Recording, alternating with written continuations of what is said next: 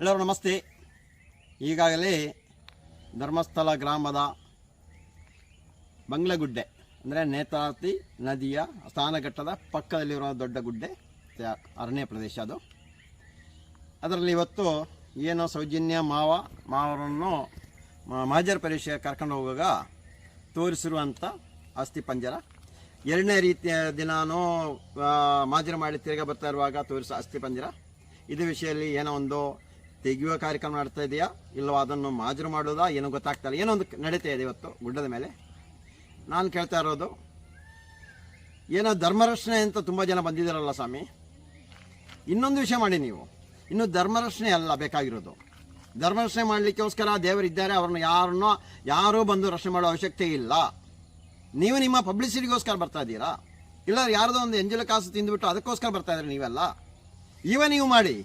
ಏನು ಅರಣ್ಯ ಪ್ರದೇಶ ಇತ್ತಲ್ಲ, ಅರಣ್ಯ ಅಂತ 12 ಎಕರೆ ಜಾಗ ಇದೆಯಲ್ಲ, ಅದರಲ್ಲಿ ಏನು ಇವಾಗ ಅಸ್ಥಿಪಂಜರವನ್ನು ತೆಗೆಯುವ ಒಂದು ಕೆಲಸ ನಡೀತಾ ಇದೆ, ಅಲ್ಲಿ ಏನಾಗಿರೋದು ಕೇಳಿ. ಇವಾಗ ಈ ಪ್ರಶ್ನೆ ಕೇಳಬೇಕು. ಇವಾಗ ಆ ಬೆಟ್ಟದ ರಕ್ಷಣೆ ಮಾಡ್ಲಿಕ್ಕೆ ಹೋಗಿ ಬೆಟ್ಟದಲ್ಲಿ ಯಾವ ರೀತಿಯಲ್ಲಿ ಏನು ವಾಮಾಚಾರ ಆಗ್ತಾ ಇರೋದಾ, ಅಲ್ಲ ಅಲ್ಲಿ ಆತ್ಮಹತ್ಯೆ ಮಾಡಿದರೆ ಏನೋ ಒಂದು ನಿಮಗೆ ಮೋಕ್ಷ ಸಿಗ್ತಾ ಇಲ್ಲ, ಸ್ವರ್ಗಕ್ಕೆ ಹೋಗ್ತೀವಿ ಅಂತ ಏನೋ ಬೋರ್ಡ್ ಹಾಕಿದ್ದೀರಾ?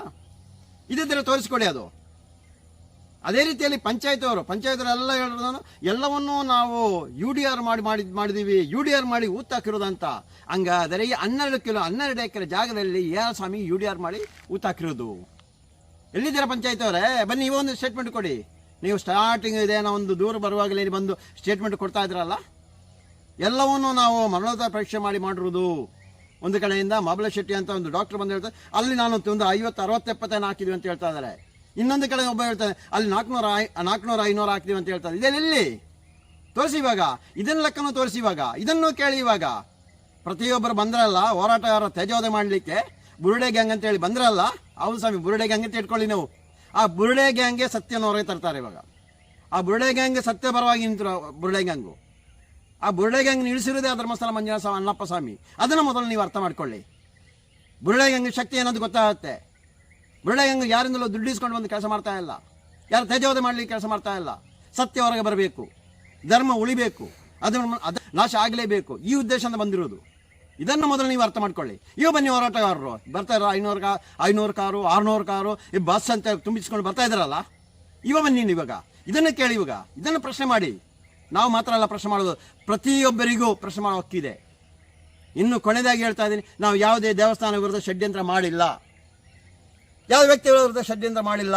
ನಮ್ಮ ಹೋರಾಟ ಅತ್ಯಾಚಾರಿಗಳು, ಕೊಲೆಗಡುಕರು ಏನೋ ಈ ಸಣ್ಣ ಮಕ್ಕಳನ್ನು ಅತ್ಯಾಚಾರ ಮಾಡಿ ಕೊಲೆ ಮಾಡಿ ಬಿಸಾಕ್ತಾ ಇದ್ದಾರೆ, ಭೂಕಬಳಿಕೆ ಮಾಡಿದ್ದಾರೆ, ದೇಶದ ಕಾನೂನು ಉಲ್ಲಂಘನೆ ಮಾಡಿ ಕೆಲಸ ಮಾಡಿದ ಅವರ ವಿರುದ್ಧ ನಮ್ಮ ಹೋರಾಟ. ಅದು ನೀವು ಏನೇ ಮಾಡಿದ್ರೆ ನಮ್ಮನ್ನು ತಳ್ಳಲಿಕ್ಕೆ ಆಗಲ್ಲ. ಕಾನೂನು ಅರಿವಿಲ್ಲದೆ ಏನಾದ್ರು ಮಾಡಿರ್ಬೋದು, ಆ ಕಾನೂನು ಗೊತ್ತಿದ್ದು ನಾವೇನು ಮಾಡ್ತಾ ಇಲ್ಲ, ಅದು ಮಾಡೋದೇ ಇಲ್ಲ. ಅದಕ್ಕೆ ನಾವು ಹೇಳ್ತಾ ಇನ್ನು ಬರುವವರೆಲ್ಲ ಬನ್ನಿ, ಅದು ತನಿಖೆ ಸತ್ಯ ನಿಷ್ಪಕ್ಷವಾಗಿ ಆಗಬೇಕು ಎಂಬ ಒಂದು ಹೋರಾಟ ಮಾಡಿಕೊಂಡು ಬನ್ನಿ ಎಲ್ಲರೂ.